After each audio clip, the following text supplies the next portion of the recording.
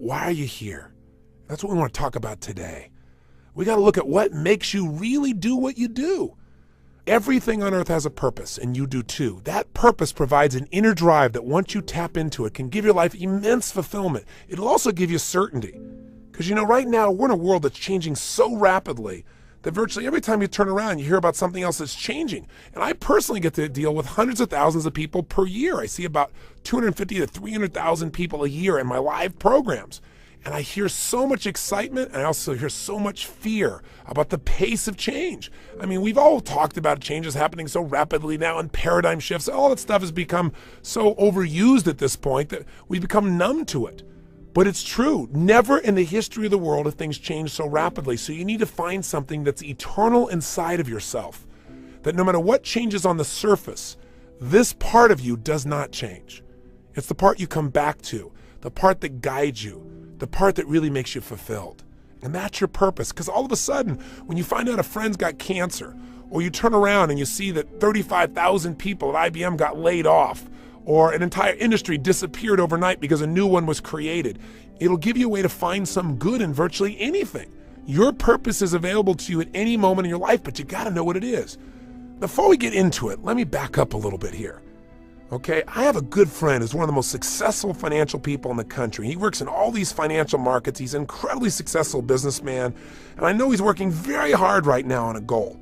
And I went to visit him recently, and boy, he's working hard and he's going to achieve that goal, but when the goal's finally there, then he's going to be happy. And I thought, no.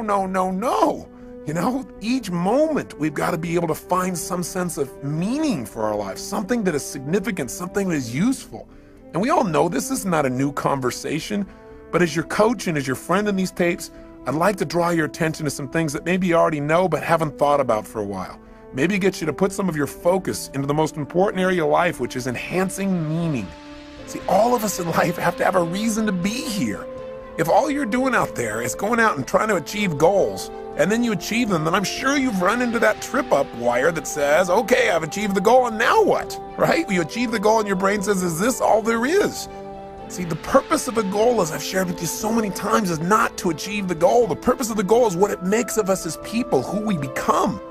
Ultimately, though, we have to have a sense that who we even have become has some kind of meaning. Without that, there's not a reason to live. There's not a reason to get up. There's not a reason to go out there and make it happen. What's really controlling this man's life is fear. When people say they're cynical or they're pessimistic, what they're really screaming out to you is, I'm scared out of my mind. I'm afraid to dream again. I'm afraid to think about what's possible. I'm afraid to really put myself on the line and say, I'm going to go for something. I'm going to stand for something. I'm going to put myself on the line in a relationship or my business or my vision to make a difference in the world. Because you know what? Maybe at one time this person did that. Maybe they tried it several times and it didn't work and they got pain and pain and pain. Pretty soon they didn't want the pain, so they stopped dreaming. They stopped envisioning. They stopped coming up with meaning. Instead, they try to keep themselves away from the pain by saying, well, there's no meaning in it all anyway. But unfortunately, that gives you the ultimate pain because it gives you a life without meaning. And no one can live a life that's fulfilled without a sense of meaning. See, we've been put here for a reason. The question is why? And the answer, I think, is different for every one of us. It's different for me than it is for you, and yet it's the same. Every one of us has been put here. Every one of us is unique and different and special. And I believe our Creator, if I may use the word God, if I may, God has put you here for a reason. The question is, what is it? God does not create things without a purpose. Everything on earth serves a purpose. Why are you here? What are you here to do? What are you here to become, to create, and to give? These are some of the most significant questions that you can answer in your life. And even when you answer them, I'm sure that as your life expands, you'll come up with better answers as you get more experience and you get closer in touch with your own innermost being and maybe closer in touch with your Creator as well. You say, Tony, where are you going with this?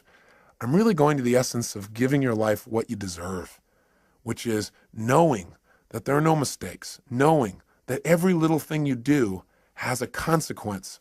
It can be a positive consequences if you choose it. The most powerful thing that has consequence in your life, though, is the thing we talk about so often, but I gotta say it again, and that is what's really ultimately shaping our lives are our decisions. The first decision is the decision about what to focus on. Where your focus goes is going to determine how you think, how you feel, what you do, ultimately what your life turns out like, what you're able to contribute. The bottom line is we must find an empowering focus out of any situation. The second decision that shapes our life and the meaning of our lives are the decisions that we make about what something means. Meaning is ultimately something we determine. That's the exciting part about it, and that's the scary part about it. And the third decision, of course, is what are you going to do when something happens? See, so much of the fear that we see in life comes from the fact that most of us don't feel like we're in control. We're running around trying to control all the events of our lives. And every single one of us is going to experience multiple situations in our life, no matter how skillful we are, where we cannot control the event, where it's just not something that we can control because we didn't initiate it. Anytime you're dealing with other people, this is going to happen. Anytime you're dealing with Mother Nature, this is going to happen.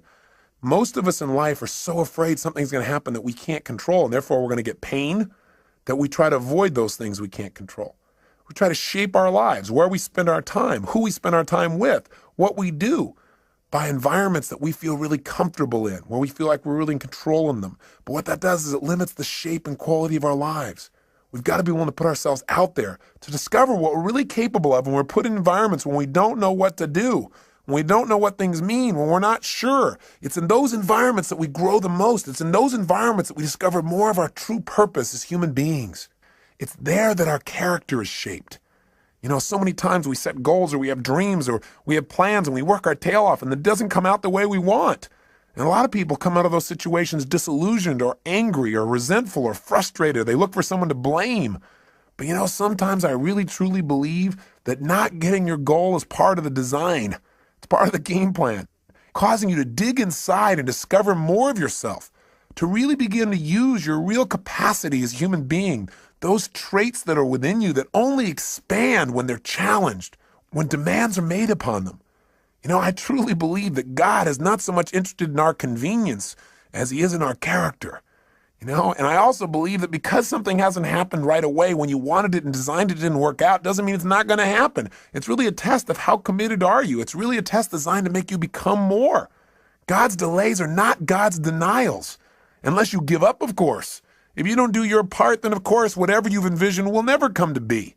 But we have to be willing to continue to put ourselves forth and know that events will show up that we can't control. So let me ask you a question. You go, okay, I understand all this, Tony, but how do you ever have a sense of certainty in a world that's changing all the time, where you set goals, you do all the right things, and it still doesn't always turn out right? How do you live in a world where suddenly something can happen? It could take away your whole business, or, you know, a storm could come and take away your home, or some calamity could happen to your personal family, or a disease could hit, or someone could die. How do you deal with all that? And the answer is, you have to know the one thing you can control is not events. What you control is what things mean to you. And therein comes the secret to life. Because no matter what happens in your life, the meaning of what has happened is yours. You get to determine it as long as you're conscious and you don't allow the people around you to teach you what to think. And as long as you don't just go on automatic pilot and allow your nervous system to make up connections that are false. Let me give you an example of what happens to people. Certainly by now you realize that what you do as a human being is primarily driven by your need to avoid pain and your desire for pleasure, right? But see, all of us have learned through life that certain things mean more pain than others. And so some people are driven by their fear, right? To experience the emotion of fear is the most incredible, painful thing they could ever imagine, so they'll do anything to avoid being in a fearful situation. Other people are driven by their desire to feel the sense of adventure. Obviously, they make decisions differently. They focus on different things in life. They can walk in the same room as someone who lives in fear, and they're going to notice different things. They're going to want to sit in a different place. They're going to want to try a different kind of vacation than someone who's trying to focus on how to be secure. What drives you? Are you driven by guilt? Are you driven by your past? When we use the word driven, the word drive, it really means to guide, to control, or to direct something. So what's guiding you? What's controlling you? What's directing your behavior? What's directing your focus? What's directing the meaning you're pulling from your life? What is it? Is it your parents? Is it the competition you have with somebody else? Is it wanting to prove somebody wrong? Is it your desire to contribute? Is it your desire for joy or happiness? Or is it a sense of purpose that's driving you? A sense there's something out there for you to do. There's something you're designed to evolve into, to become, to share, to give, to create. You don't even know what it is. But you're willing to trust that each day more of it's going to come out. See, whatever drives you, That's what's shaping your life. And the challenge is that most of us never consciously decide what we're going to have drive our life. See, we're not stimulus response animals, but we can be stimulus response animals.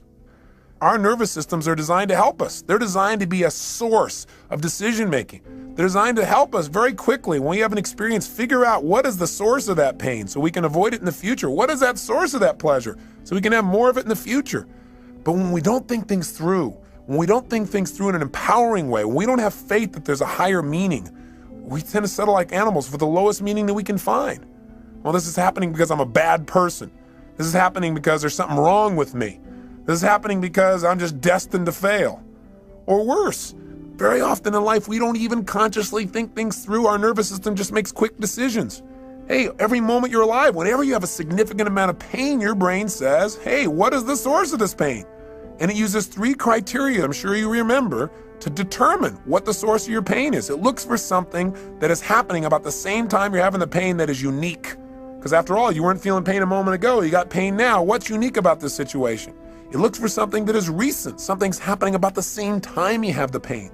And it also looks for something that is consistent, something that whenever you've had pain in the past, this has also been a factor in that situation. Let me tell you how these 3 criteria can help you. You go out one day when you're a child and you touch a hot stove. You feel some pain, you pull it back. Your brain says, okay, what was unique to that moment that gave me the pain? It looks around and says, this burner, right? And it says, what was happening about the same time I felt the pain? I was touching this burner. And what's consistent about it? Well, maybe nothing until you do it again. After doing it 2 or 3 times, or maybe one time because it hurt enough, maybe one time is consistent. It's like when somebody says to you, you always do that. I don't always do that. Yes, you do. You always do it. I've done it one time. Yeah, but, well, that's always. Well, human beings can make a one time consistent if it's painful enough. So the bottom line is, what do you learn? Your nervous system learns you don't grab burners. Right? You just don't do that. And so in the future, when you're trying to make a decision about what to focus on, what things mean and what to do, and you're going by a burner, one of the options is not to go grab that baby, just for fun. So as basic as this lesson is, we fail to realize that this simple system that assists us so much in making decisions because it helps us discover what is the source of our pain or our pleasure so we can avoid the pain, gain the pleasure in the future. This simple system can be misguided or misinterpret information.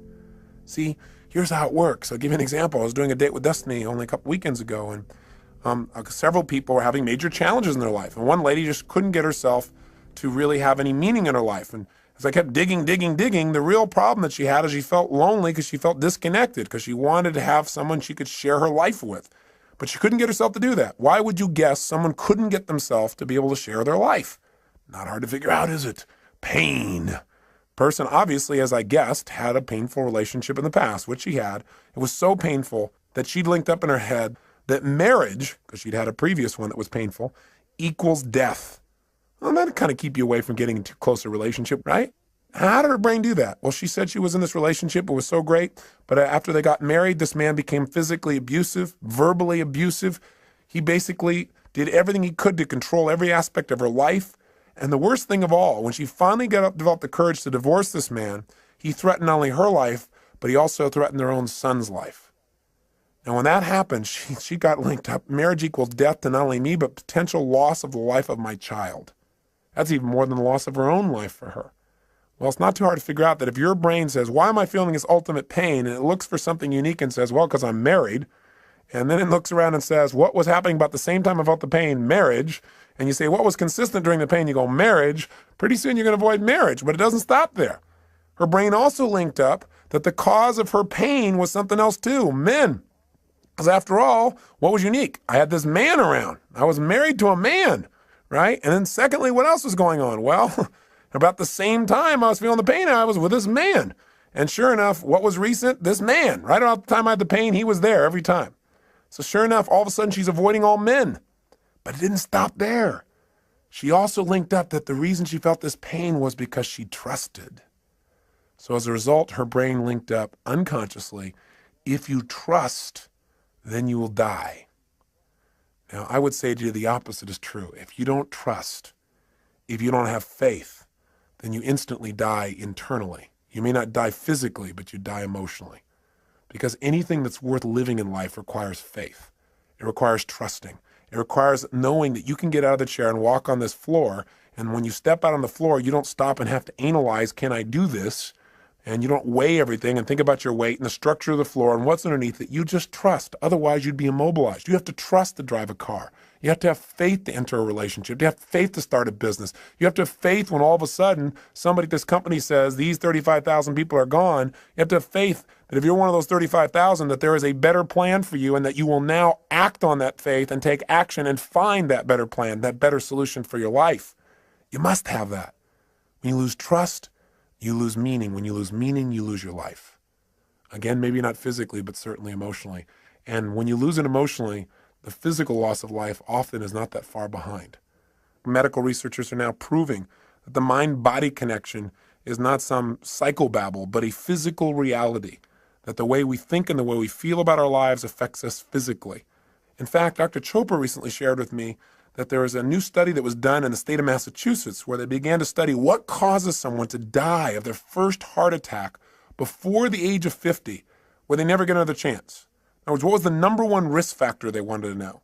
And they assumed that what would cause someone to die from just their very first heart attack, never get another chance, would be a person just had so much cholesterol in their body wasn't able to recover. And they found out that was not the number one risk factor. Then they thought, well, maybe they had diabetes. Maybe it was more of a genetic factor. They once again disproved that theory. What the Department of Health, Education, and Welfare for the state of Massachusetts states in their article clearly is the most important risk factor to determine that you will die of your first heart attack and not get a second chance is what they call job dissatisfaction. You got to have a deeper meaning for your life than, oh, I'm on that grindstone again, or I'm on that treadmill. No wonder most people in life turn to alcohol or drugs or television. And even then they can't find something to entertain themselves. Even then they don't sense any fulfillment because distraction does not create a life of significance. Distraction does not create joy. Distraction will not give you what you're seeking. Drugs will not change your life for the better, right? What they'll do is hurt you. They'll create pain. And there are all kinds of drugs. Anything that doesn't expand you as a human being or allow you to share more love and joy with others in a natural way that enhances your physiology and your mind, your emotions, and your spirit is something you probably don't need.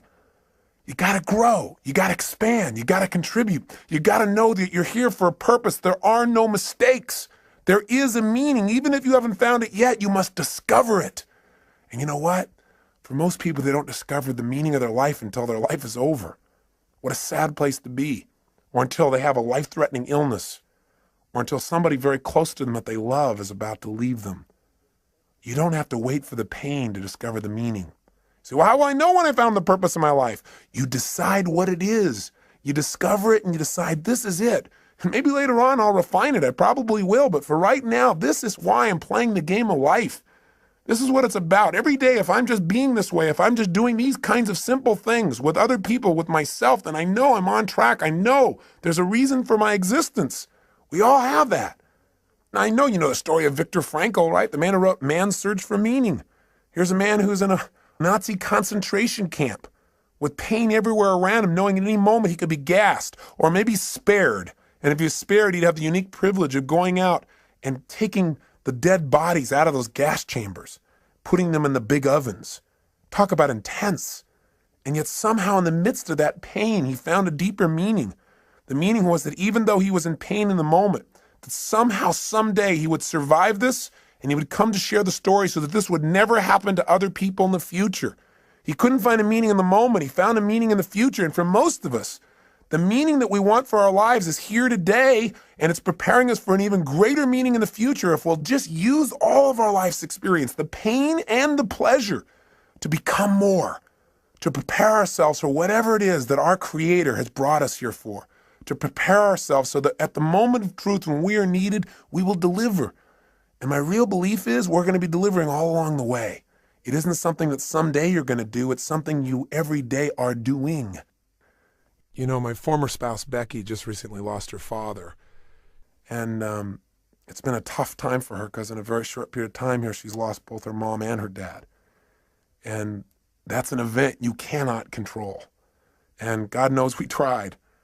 You know, 3 years ago when they told us that her father had cancer, they told us that he would die within a period of anywhere from 3 to 6 months.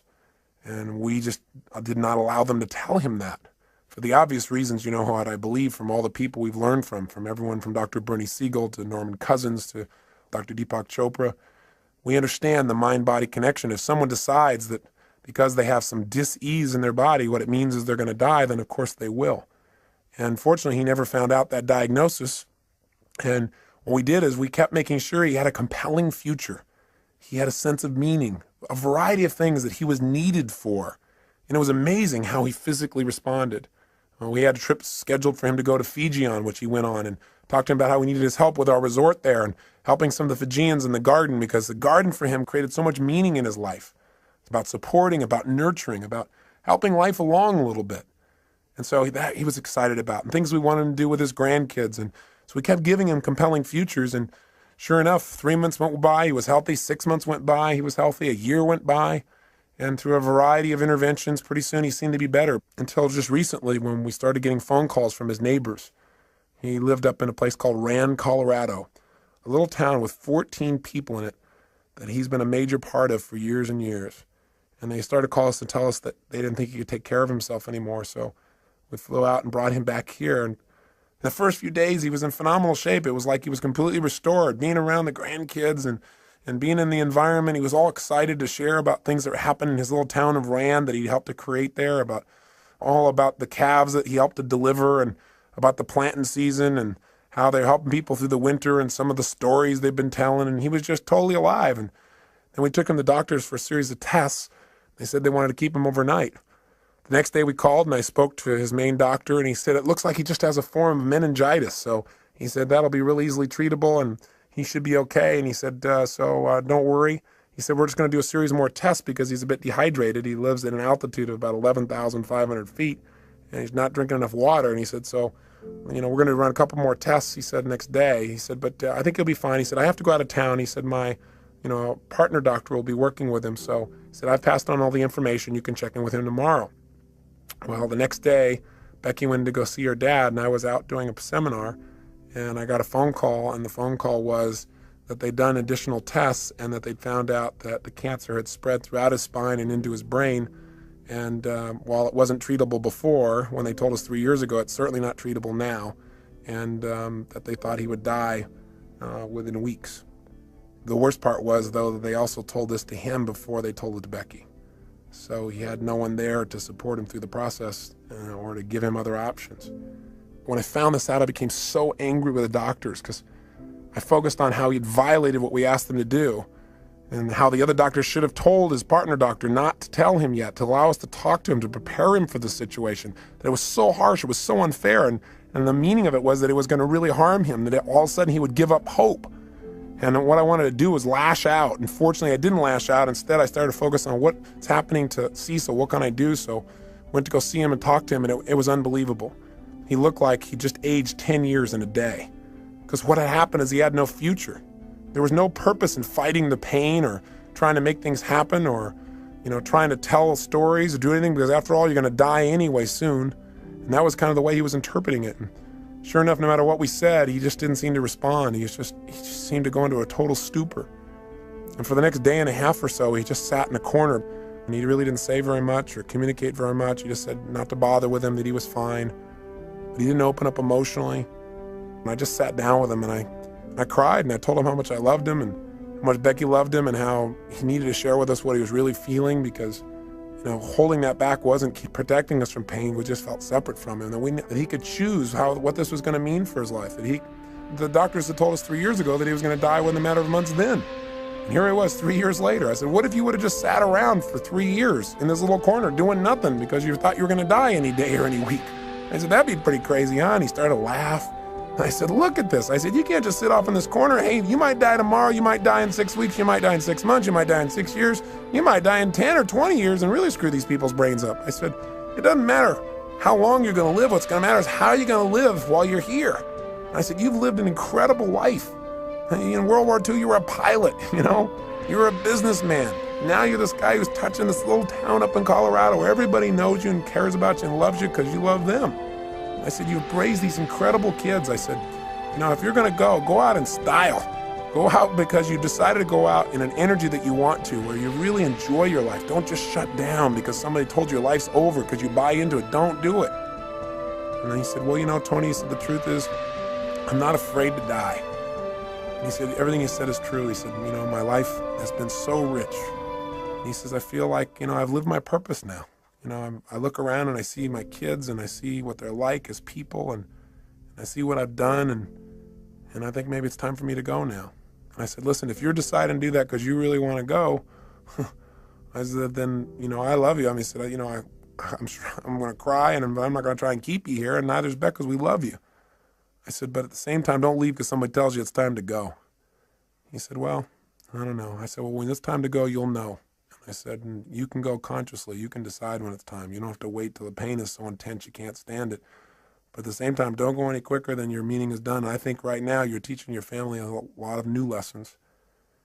He said, yeah, that's probably true. And I said, so what do you want to do? How do you want to do things? I said, let's get your Fanny out of here. Let's get about. And we had this great conversation and talked about all kinds of things. I won't bore you with the details, but I let him know that he never have to worry about his daughter, and that she had become the kind of person he could always be proud of. And it was amazing because the next 3, 4, 5 days he came to life.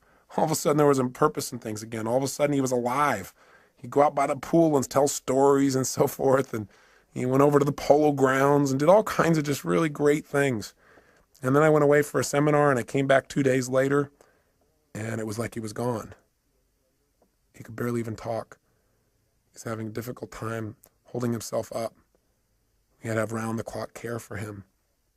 Pretty soon, he wasn't able to carry on a conversation. He would start talking gibberish and start seeing things that were invisible and point to them. And we could tell the end was coming. And as the end started to come, there was more and more pain and tears, and we felt it all. And I also, at the same time, reminded ourselves that, hey, we're making this thing that it's lost because of our short-term thinking about this man and his body and his presence, but his life will live on beyond his physical presence here. And for him, what it probably means is freedom. Finally be free of the painful body he's been in for so many years. For him, it's a chance to be with his wife, Becky's mom, a chance to be with other loved ones. There was another meaning that could give you joy at the same time you're feeling pain. And so we tried to focus on those. And then one night I got home, and all of a sudden I was called by the nurse, and she told me that Becky's dad had just passed away. And I had to share it with Beck, and we cried and we talked, and at the same time she felt an incredible sense of peace for him. It's amazing how instantly how we felt could change just by changing what we focused on, from our loss to his gain, to the feeling of joy for him to be free. We couldn't control the event, but we could certainly direct our own minds by thinking beyond ourselves to something deeper, to a deeper meaning in life. I got back yesterday from going with Becky up to this little town in Rand, Colorado. This little town I'd never been to before, but Becky had been there many times, and I got a chance to see where Cecil lived and the impact he had. He didn't really want a funeral. He never liked people who, quote, put on airs for anything. He was a simple man with simple values and a simple mission. And when I got there, I looked around, and he never explicitly said what the mission of his life was, the purpose of his life. But in a town of 14 people, and we went out to this gravesite to put his body into the ground, and suddenly person after person started showing up. We knew all 14 people would be there because we knew he'd touched them all. They all loved him. He was the storyteller. He was the man who took an old car years ago and painted it black and white and put a star on the side and put a dome in the inside with glasses and made it look like a police car, so that when people came running through this little town, which consists of about 7 or 8 buildings, that they might slow down. His house was called the Rand Yacht Club because he invited everybody up for coffee every single morning, at least 300 days a year. Figured out how he could tell them a story and cheer them up. He used to run a little restaurant there called the Liar's Lair. The reason was because he'd tell people stories, and he'd tell the wildest tales and get people to believe them. Sure enough, after about 10 or 15 years, they began to realize that some of these things were stories. And they all laughed as they told me stories about this incredible man who touched their lives. But when we got to the gravesite, not only did 14 people show up, but in this little town that's 4 hours outside of Denver, people came from all over. People came from Wyoming. People came from Denver. Pretty soon there were 100 people at a gravesite where there's not supposed to be a service to honor a man who touched their lives. So we said, we don't having a formal service because that's not what he wanted, but before we put his body in the ground, does anybody like to say anything? And they all talked about how he touched them, how their life was greater because he was such a loving soul, that his smile had touched them, that his stories had touched them, that just his manner, that he was a lover of people and animals, that because he'd been in this town, their lives would never be the same. And people who'd come through the town just for a day, just his little kindness. He was a man who said, if you can't say something nice about something, don't say anything at all. He never said a negative word about anybody. In fact, one man, probably the most telling tale of this man's life, he said, Cecil's the kind of guy, he said, I sat down one day with him and said, what are you doing about all those rodents that keep stealing all our animals? Are you poisoning them? Or are you shooting them? Are you trapping them? Are you killing them? What are you doing? He said, because they're taking all my stuff. And Cecil said, no, he said, I just plant twice as much. I thought, what a life. What a man. See, his life was his mission. His mission was real simple. Love people, love animals, love beings. Make the world a little bit better by just being nice. He lived a life of significance, one that had meaning. He didn't go out and change everything on earth. He didn't make $1 billion. He doesn't have people writing him up everywhere, but he changed people's lives.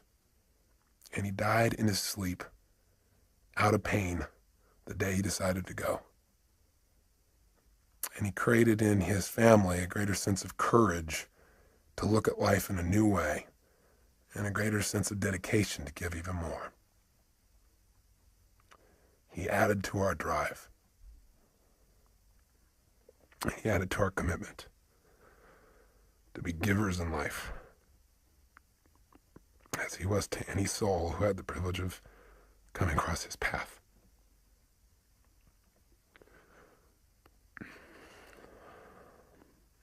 I hope it also makes you think about what's most important in your life. I remember an interview with Michael Landon in Life magazine when he knew he was going to go. And he said, quote, somebody should tell us right at the start of our lives that we're dying. Then we might live life to the limit, every minute of every day. Do what I say. Whatever you want to do it now. There are only so many tomorrows.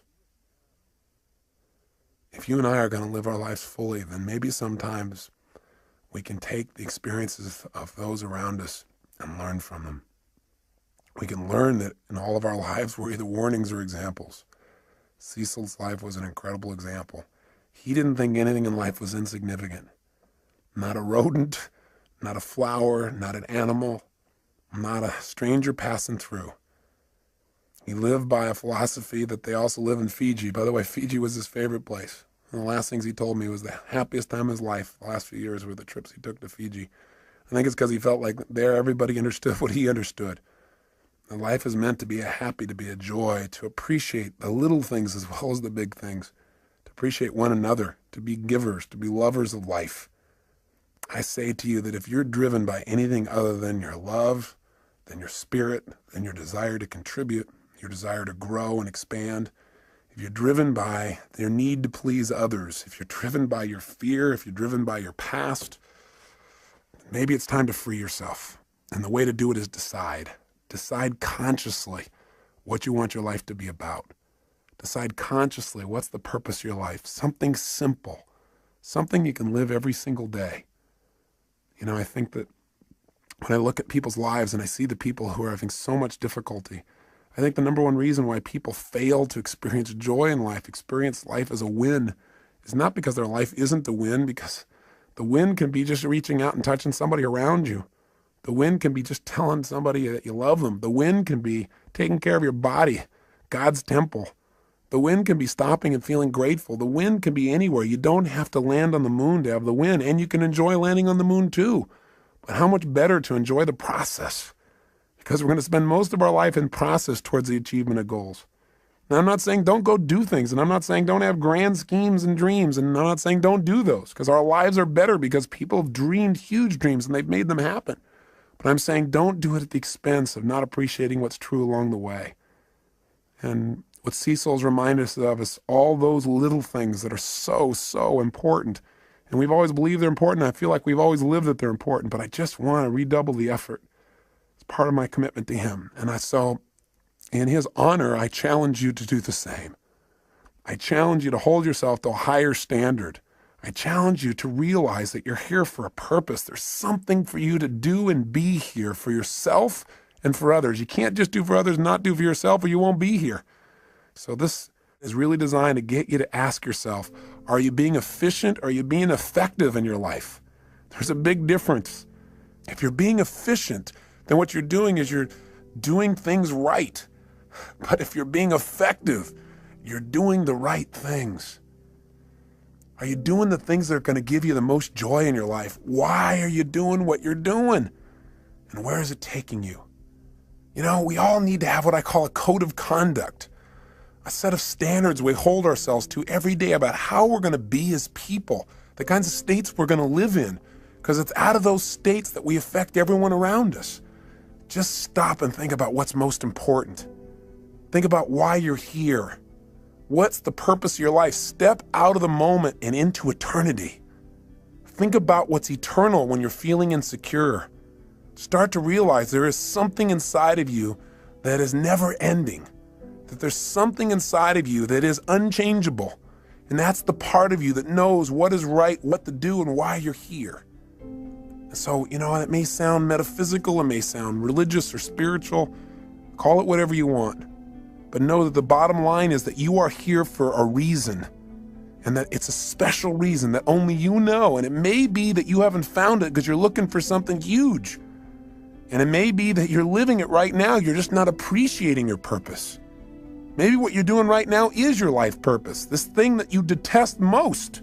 Or maybe what it is doing is giving you the challenge to really discover something within yourself that allow you to give and be more. Because life is about two things, being and doing. How are you going to be as a human being? I mean, ultimately, our destiny is who do we become as people, and what do you do? What do you contribute? That's what it's about. That's what gives us a sense of fulfillment. A life of significance is one of growth and contribution. It's one where you decide what your life's about. Simply, what are you here for? Are you here to live, to learn, to grow, to share, to love? What are you here for? I'm asking these questions. I'm hoping you're thinking, not just listening to me. What is the special plan for you? You've got to discover the purpose of your life. There is a plan. There is something here for you that's different than anybody else in the world, and you've got to discover what it is. And the best way to discover is just trust your instinct and say, what is it? If it was simple, it was clear, and I was living every day, why am I here? Because if you never discover your purpose, how can you ever win the game of life? How can you really enjoy it thoroughly? See, I look around at people so often, they're so unhappy, and I think the reason is that they don't ever win the game of life. It's a game they feel like they can't win, like they're always losing. And the reason, number one, is, I think there's 7 reasons. I'll give you 7. I've jotted some down here. I think number 1 is, I think most people never win the game of life. They never feel fulfilled. They never feel joy because they don't know the purpose of the game. If you don't know the purpose of the game, what's your chances of ever winning? Of ever getting to ring the bell and feel that sense of fulfillment or joy or passion or love or whatever it is that you truly want at the deepest level? See, if you don't know the purpose of the game, if you don't know the goal, it's pretty hard to set up your game to win, isn't it? Pretty soon you start pursuing things that don't give you fulfillment. Living somebody else's life other than your own. You gotta know, what are you doing it all for? What do you really want? When I ask most people this question, what do you want? They give me answers like, well, I know what I don't want. I don't want to live this way anymore. I don't want to feel like hell anymore. That's not going to give you what you want. What do you really want? Oh, I want to finally be financially secure so I can retire. Great. You know the statistics about retirement? Actuary statistics from insurance companies show that 3 years after a man retires, specifically I'm using men, guess what happens? He dies. To retire is to die. And for some people, this is like their major aim. Think about it. Retirement is going to make you happy. You got to have a purpose. You got to know what it is. You got to decide what it is, at least for now, and know that that vision will continue to expand. Second reason why most people fail at the game called life, because even though they don't know the purpose of the game, they got tons of rules about how it must be played. Right? They don't even know the goal, and they got all these rules they got to live by. And not only do they have rules for themselves, but they have rules for everybody else around them. Rules for how their spouse should be. Rules about how their boss should be. Rules for how people they don't even know on the street should be. You know, it's so often in life we get upset with other people, and it's not about the other people, it's about our rules. They're doing something we know they shouldn't be doing, or they're not doing something we know they should be doing, right? We need to just relax a little bit. We need to realize that whatever people are doing, they got a reason. It may not be a very intelligent reason by our perspective, but who are we to say? And you know what? And maybe it isn't an intelligent reason by lots of people's ideas, but you know what? It is a reason. I mean, it all comes down to how do we wire ourselves as human beings. See, whenever you see somebody, you think they're doing something crazy, have some compassion. Are there any stupid things you've ever done in your lifetime? Or crazy? I would hallucinate based on my own personal experience. The answer may be, you betcha. And the bottom line is, we got to understand that things are going on that we don't understand with people. I remember one time I was talking to Stephen Covey about times where we misinterpreted people's behavior, and he told me about this time when he got on a subway, and this man walked in and brought on a bunch of his kids, and they were just running rampant, screaming, yelling, making noise, creating havoc. And, you know, Stephen's more of a mellow, centered kind of guy. He doesn't like that kind of environment, even on the subway. And the bottom line is, you know, he didn't want to say anything, but he found himself getting more and more irritated. And the man seemed to be just ignoring the kids, like it didn't even matter what they were doing. So he found himself finally to the point where he actually spoke up. So Stephen turned to him and said, you know, do you think you might want to do something about these children? And the man looked at him and said, oh, yeah, I guess I should, huh? He said, we just got back from the hospital. Their mother just died. He said, I just don't think they know how to deal with it. He said, quite honestly, neither do I. Stephen said he felt like absolute garbage. And he said it made him from then on realize whatever's going on, there may be something else going on as well. It made him have compassion. It gave him fewer rules for other people in his life. Not a bad idea. But we were talking about people that don't succeed in life, and why don't they succeed? One, they don't know the purpose of the game. Two, they got tons of rules even though they don't have the purpose. How'd you like to be in a game, and you're trying to win, and you don't know the goal, and you got a zillion rules you got to live by? That'd be pretty frustrating, wouldn't it? Well, add step 3 to it. Here's the third reason people fail to win the game of life, and that is because their rules are in conflict. We've got all these different special rules where we contradict ourselves, where in one situation you're supposed to be one way, and in another situation you're supposed to be totally different in order to be effective. See, if you got a bunch of rules in conflict, which most of us do, you're going to have pain. You're going to have frustrations in your life. Here's the fourth reason why most people don't win the game of life. Because even when the person plays by the rules, they don't always win. In other words, you do everything right, you don't always get rewarded. You give your all. You put your heart and soul on the line. You do everything right, and still sometimes it rains on your parade. Sometimes, a storm comes down and beats the death out of your crop. All of a sudden, you're in the Midwest, and the flood comes and destroys all you've worked on.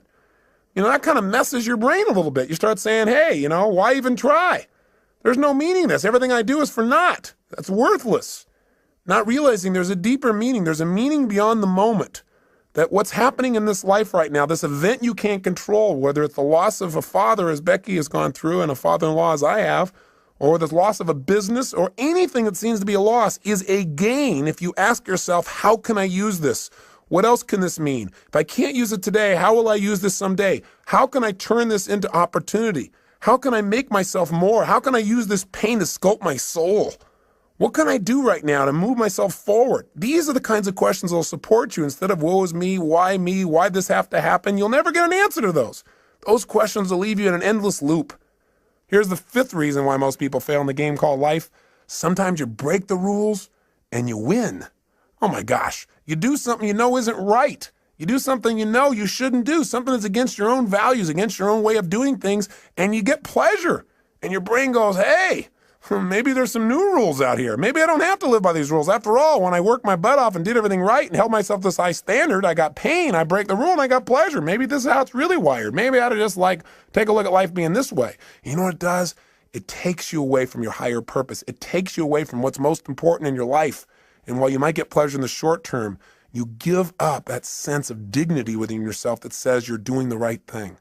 That's what causes more people to fail in life than I think almost anything else, because the ultimate pleasure in life requires sometimes short-term pain to get to it.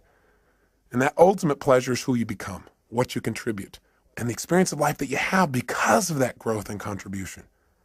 The sixth reason why most people fail the game called life is because in order to win this game, you got to work with 5.5 billion other people who all have the wrong rules. They don't know the purpose of the game either, and they are real clear that there are certain rules you must live by. We all have different rules because we've all learned different ways of getting out of pain and into pleasure in life. We got to learn from one another. And finally, the seventh reason why most people fail the game called life is because they think it's a life and death game. And you say, well, it is a life and death game. Well, I'm the first person to agree that this is not a practice session. This is the real thing. That's why we got to live it full on. But if you think everything is life and death every moment, you put so much pressure on yourself that you truly will not live life. You'll live in fear. And that's no life at all. How do you live life and win the game?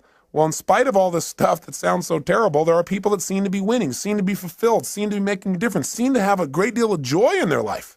And they seem to have it consistently. And they're not doing it through drugs or alcohol or distraction. They're doing it through living a life of significance. How have they done it? They do what we do in our Date with Destiny seminar. We accomplish 7 things in that seminar. And I bring it up because I hope you'll take the time and actually come, where we'll get your purpose and your mission statement and your values all in the exact order you ideally need them to be, so you're being pulled in the direction you want instead of being pulled in multiple directions. But for right now, here's what we do. And this is what we're going to start doing on this tape. Is the first thing these people have who succeed or are fulfilled is they've decided what the purpose of the game is, at least for right now. Do you follow me on this? They said, okay, I don't know what the purpose is ultimately, but let me just decide. For right now, the purpose of my life is to what? It's to love and be loved. It's to grow. It's to expand. It's to make a difference. Do this. It's do that. They come up with a purpose, which is what I want you to do at the end of this tape. The start. I know it's not the end all and be all from one tape, but I want to get you started on a mission statement, a purpose statement for your life. You got to have that. If you don't at least have a target, if you don't know what the goal of the game is, you don't know what to decide to do. We have all these choices, all these opportunities. So you don't have to choose between something that's good and bad. You have to choose between something that's good and something that's great.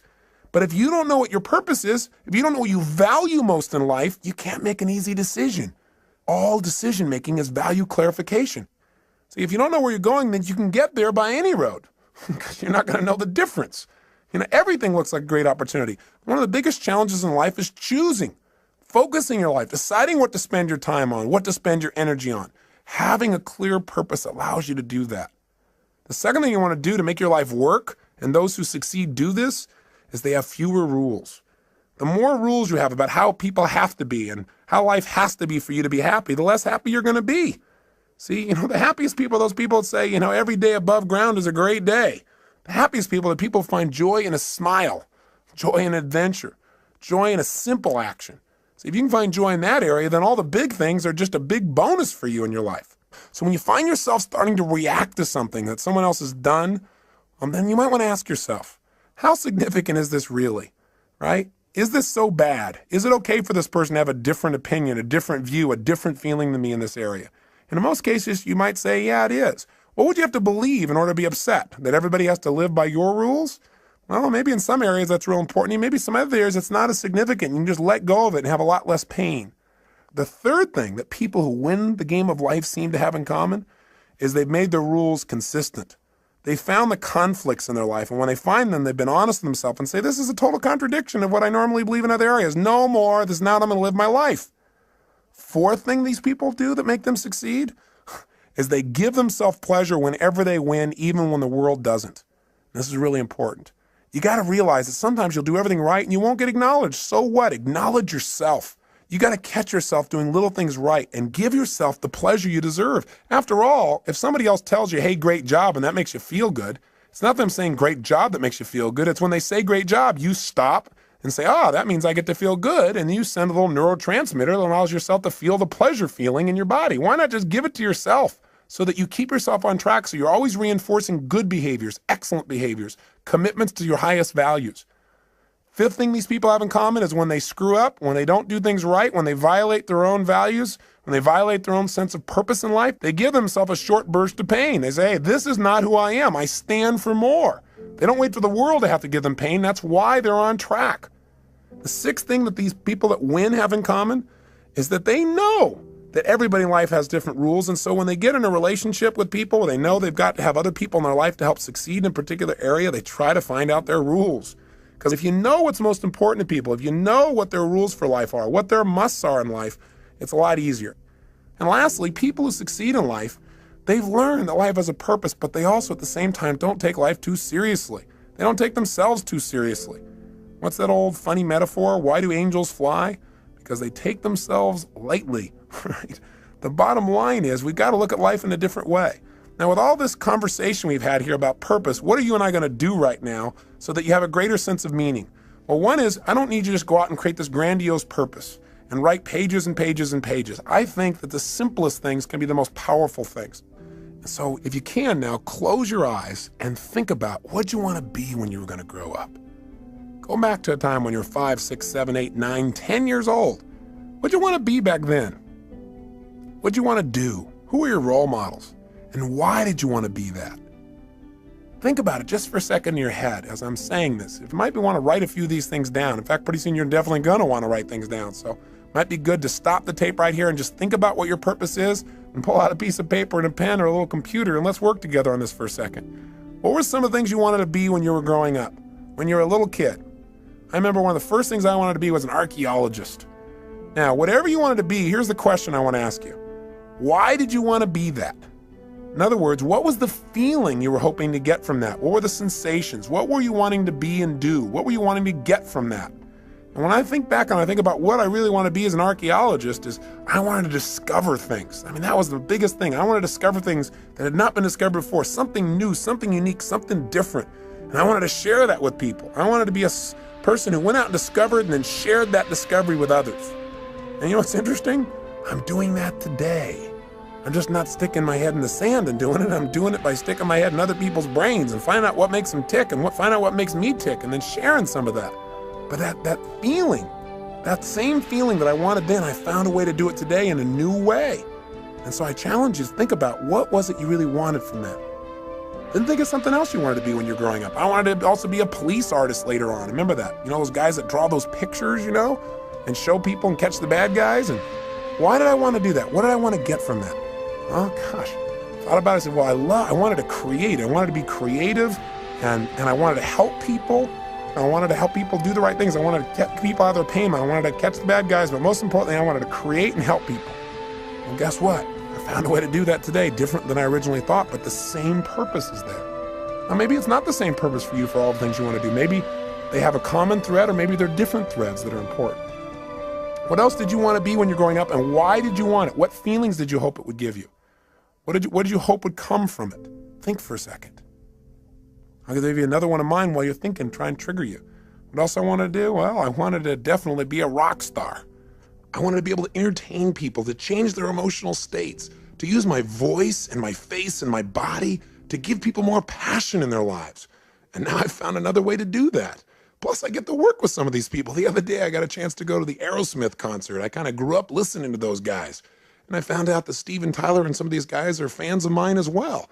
Went backstage and I met Tim Collins, who's their manager, and he told me a phenomenal story. He said that years ago in the early 80s, when Aerosmith was in really bad shape, the guys were hooked on heroin and they were losing everything financially and the group had broken up, that he decided he was going to turn it around. And he read 2 books, Think and Grow Rich, and a little book called Unlimited Power. And he said that what he learned there gave him the inspiration and some of the tools and strategies to get himself off heroin and coke. And then he did a group intervention and helped the other guys do the same. And these guys are now on a mission. They're totally clean. And they're Evian water drinking guys that are out there sharing their rock and roll and their message, and they're doing it healthfully. I got a chance to meet Steven Tyler, who's just an incredible guy. I mean, these guys have been touring for 23 years, giving their all passionately every day. I feel like they're brothers. And it was really interesting because he said, I watch you on TV all the time. I feel like we're walking the same path, And he said, I listen to your tapes. And he said, we really have the same mission. He said, do you think you'd get together with us and do a gig for us? I said, what do you mean? He said, well, the guys on the weekend. Could you maybe do your gig for us so we could all participate on the weekend? I started laughing. I pinched myself. I said, oh, cool. Now I get to do a gig for Aerosmith. I'm not out there rock and rolling, but sort of I am. I'm working with the rock and rollers. So it's fun. So my point is, maybe you're not doing what you originally envisioned, but maybe you'll find a way to do it even better if you have some faith. Maybe if you keep developing yourself and you know at least the emotion you want, the contribution you want to create, you'll find a better way. Most importantly, before you can find the way, you got to know the essence of what it is you really want. What is that purpose? That's what I'm really asking you about. Now, with your eyes closed again, think about a situation in your life when you felt like you're really on a roll. You know the kind of situation I'm talking about, where you just felt incredibly good. You had great feelings, where things were just flowing and things were effortless. When you thought to yourself, wow, I love this. This is what life's about. I love this. Is it. This is it. This is what life is really about. Can you remember a time like that in your life at any age, young or old, where you really felt like you're in that flow? You thought, this is it. This is what life's about. Think of a situation like that right now. Remember that time. Step back into your mind, back into your body like you were then. And look through your own eyes as you were then when you felt like this is what life's about, and see what you saw. Hear what you heard. What were you doing? What were you feeling? What were the states you were in? What were you experiencing? Yeah, think about it. And tell me, what is it? And was there anything in common with this, with some of the other things you wanted to have in your life, the feelings you wanted to have? Maybe you wanted to grow or create or contribute or discover or expand or challenge. What is it? Love. What were the feelings and what were you doing? And then when you get a sense of what that was, then think about this. Think of another situation in your life. Think of a second one when you felt like you were on a roll at some other point in your life, when things were flowing, when you felt this is it, this is what life's about. I love this. Think of another time like that and step into that situation as well. Step into it right now. As you step in that situation, look around, see what you saw then, hear what you heard then, feel what you were feeling then. What was happening in that moment? Not just what you were doing. Notice what you were doing. Were you creating or writing or speaking or communicating or manufacturing something or studying or learning, or what were you doing? But also, how were you feeling? What were the states you're in? And what were you doing for others if they were involved? Were other people involved? What was the process? How were you being and what were you doing? Feel it in your body. Is there anything that is similar between this and the last experience? Or anything about this that's similar between this and the feelings that you wanted from those things you wanted to be when you were going to grow up? That's it. Notice it and capture not only the idea of this, but the feeling as well. Now, one more time, think of something else. Another time at any age when you felt like you were on a major roll. Things were really flowing, when you felt incredible, when you felt like, I love this. This is what life's really about. This is it. Think of another situation like that right now. And as you step into that situation right now, notice, what were you doing? What were you creating? What were you sharing? What were you feeling? And feeling these feelings, think about the purpose of your life. If you were going to say it in a simple phrase, not even paragraphs and paragraphs, simple phrase or a sentence or two, and you're going to write down the purpose of my life is to what? And if you're going to do it, and you're going to have a couple simple criteria. One is got to be stated positive. Not the purpose of my life is to stop all the horrible things in the world. No, something positive. Something stated in the positive. And if it was going to be something brief, and if it was going to be something emotionally charged in terms of its words for you, and it has to have how you're going to be as a person and what are you going to do. And it's got to include not just other people, like I'm going to change other people's lives or I'm going to make the world better for other people. You got to be in your own mission statement. You got to be your own purpose statement. You got to be in there too, and other people. Don't just have it, the purpose of my life is for me to be happy, because we're all connected. So if it's you and others, being and doing, brief and short, what is the purpose of your life? What is it? Right now, what comes out of your head? Not the right answer, not the perfect answer, just the answer. The purpose of your life is to be and do what for yourself and others? Just say it out loud. Just say it. Don't even write it down first. If you got pen and paper, then write it down. Purpose of my life is to what? Say it again. Try something. Keep changing it. And if you write it down each time, it'll give you better. So I'd prefer if you wrote it down. But just come up with something. The purpose of my life, for me, Tony Robbins, is to serve God and my fellow man by being a powerful, loving, passionate, outrageous, courageous, strong, playful, crazy example of the unlimited possibilities that God gives when you commit your life to service, when you're really focused on contribution. That's what my life's about. I know what I feel. I can change the words slightly here and there, but I know the essence of my life. And you've got to know what that is for you. That is what will help you to make the decisions. That'll give you the motivation to get up early and stay up late. That'll make you connect with people in a way you've never connected before, but you got to know what it is. And it's got to be more than just you. You and others got to be brief. It's got to be emotional. It's got to be intense.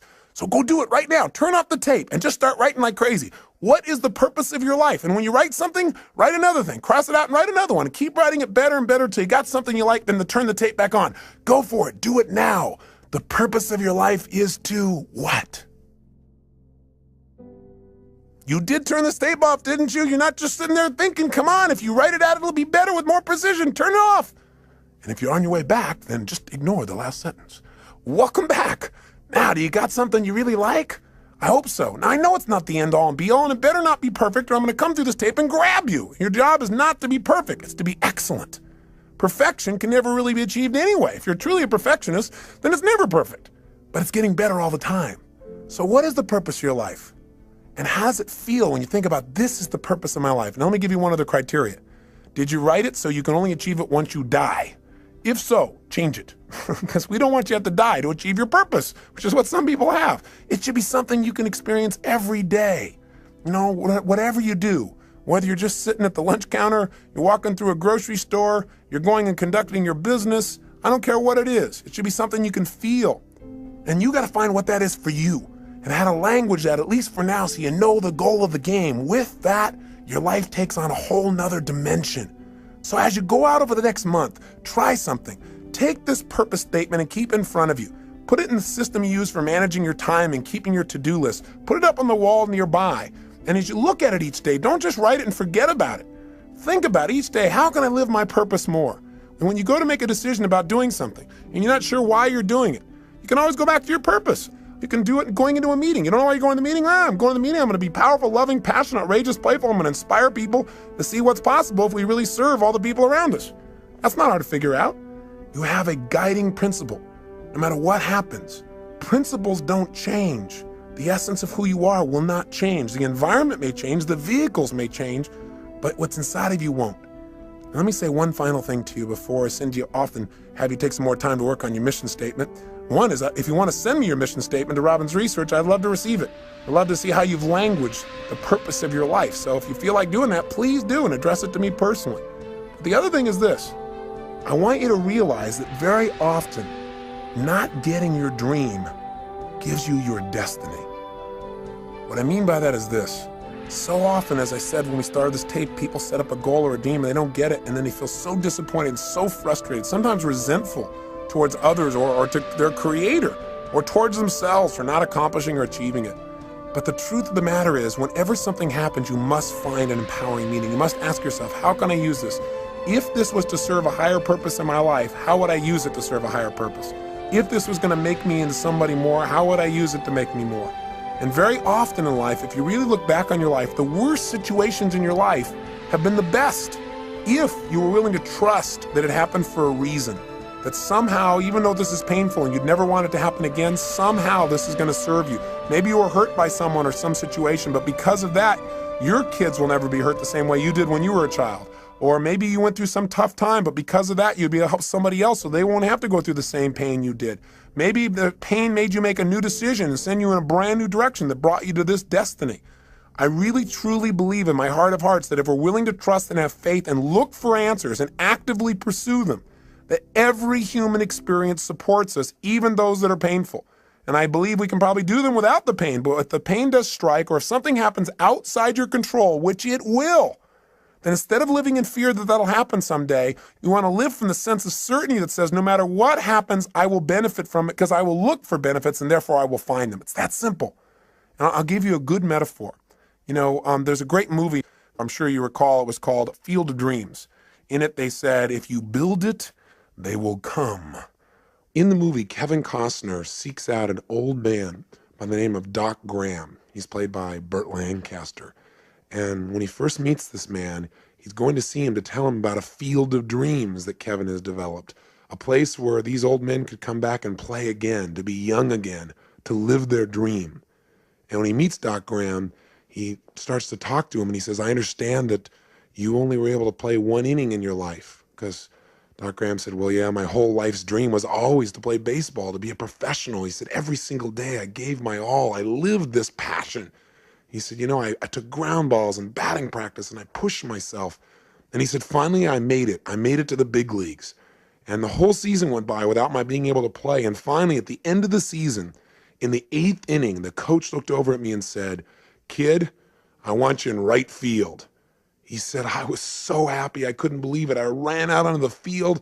And he said, I stood out there in right field waiting for somebody to hit it to me, waiting for my chance. And nothing happened. And when we came back in, he said, my turn to bat never came. And the next year, they, without giving me another chance or even giving me a chance, they sent me back to the minor leagues. And he said, I just couldn't take it. I couldn't take going through that again, so I quit. And Kevin Costner said, oh my God, that's unbelievable. What incredible pain, what devastation. That must have destroyed you. I mean, for any man to be that close to his dream and have your dream pass you by as if it doesn't even know it's you. He said that must have been the most destructive, painful thing. That's a total disaster. And Moonlight Graham said, no, son.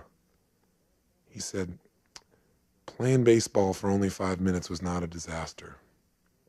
Playing baseball for only 5 minutes was not devastating. What would have been a disaster, what would have been devastating, is if I'd only been a doctor for 5 minutes. You see, if I would have hit that baseball, that might have been the bigger disaster, because then I never would have come to this little town. I never would have saved this man's life or delivered that little girl or got to know the people that now are my best friends in the world. He said that would have been a disaster. In other words, sometimes not getting your dream gives you what you really want, what you really need, what you're really destined for. And if that part of the movie didn't give it to you, they followed up with another scene. Finally, there's a chance, Kevin Costner makes arrangements and he said, listen, there's this field of dreams. You can come on it. You can be young again. You can live your dreams still. And he brings Moonlight Graham to the field with all the other players. And when he steps out on the field, he's young again. And he's wearing his uniform and he can feel the warm sunshine on his body again and these youthful muscles and the smell of the fresh cut grass and the baseball in his hand. And finally, they're beginning to play. And just as Moonlight Graham is finally stepping into the batter's box, finally he's going to get a chance to get that hit in life, in professional baseball, his dream. Right at that moment, there's a scream in the stands because Kevin Costner and his brother are having a conversation, and his brother doesn't see these players on the field. He doesn't have the faith to experience the beauty and the joy and the fun and what's right there in front of him. He can't see it because of his lack of faith. And as they're arguing about this, he accidentally turns and knocks Kevin Costner's daughter off the top of the stands. She falls and hits her head, and she starts turning blue. And so all of a sudden they start yelling, oh my God, what are we gonna do? We gotta save her, she's dying. And all of a sudden Costner says, we need a doctor. And just as he hears those words, Moonlight Graham is about to swing the bat, and he says, I'm a doctor. He starts running full blast to help this child, but all of a sudden he stops. And he looks down, and there in front of him is the foul line that divides the field of dreams from the other world. And he knows if he crosses it, he can never go back. He can never live his dream. He doesn't hesitate anymore. He immediately steps across, and he saves the child's life. He loses his dream, but he lives his destiny. The moral is very simple. Inside each one of us, there are desires that we have for our personality, those things that we want to avoid pain and want to gain pleasure for. But there are also moral needs. There are those needs inside of us to go beyond ourselves to something greater, to something more, to give of ourselves in a way that maybe we've never given before, maybe a way that won't even be acknowledged, but will give us the greatest sense of fulfillment we've ever dreamed of in our lives. I say to you that if what you've tried so far hasn't worked, all it is preparing you for more. But don't wait for the ultimate day when you save a life. Start saving a life today by enjoying the one you have. Start saving a life today by touching the people around you. Do what Cecil did.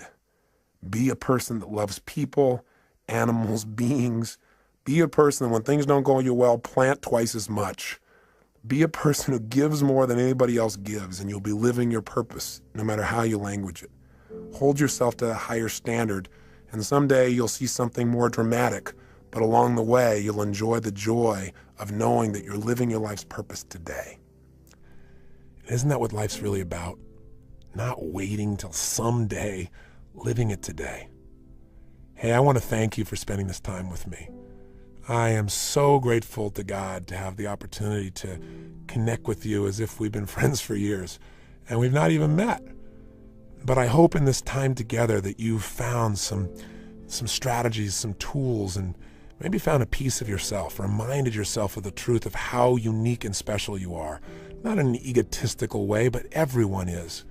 Everyone is unique and special in some way, and to think less of yourself is to slap the face of your Creator. You've been given gifts, and it's time to make them real. And Getting the Edge has been about sharing with you some of those tools, and the most important ones are taking that time for yourself. Please do that for yourself consistently. If you did nothing else out of this but that, I promise you, you'll see your future unfold, and you'll hear the whispers of destiny. You'll hear the guidance that's within you. But you got to take time to be alone and do that. And if you do it every day, you'll see a change. If you go through that results workshop and just change anything you're not willing to settle for anymore and be honest with yourself. If you take and make those relationships magnificent and not settle in this area either, my God, everything in life changes when you've got someone to share it with that you love. Everyone you've ever been in a relationship with is a bonus to you. It's one of God's great gifts. But if you can find that soulmate, you got everything. And I have to say that for me, finding my soulmate, finding my wife Sage, was the richest day of my life, and every day is richer because of it. I hope for you, my prayer for you, is you find someone like that you have that kind of love for, and they have that kind of love for you. Or if they're there, that you treasure them, and you find a way to make that juicier every single day. If you do that, and on top of it, you energize and alkalize and get that vitality in your body. You master your finances, turn your emotions into your friend, and you find your purpose. And the life you create will be so much greater than your dreams. Your old dreams will seem like cartoons by comparison to the life you're living. And if you're able to make those kinds of changes, you'll be able to stand proud knowing you're the one that did it. But I'll also have a special pride of knowing that maybe I helped in some little way to guide you deeper into connecting with yourself.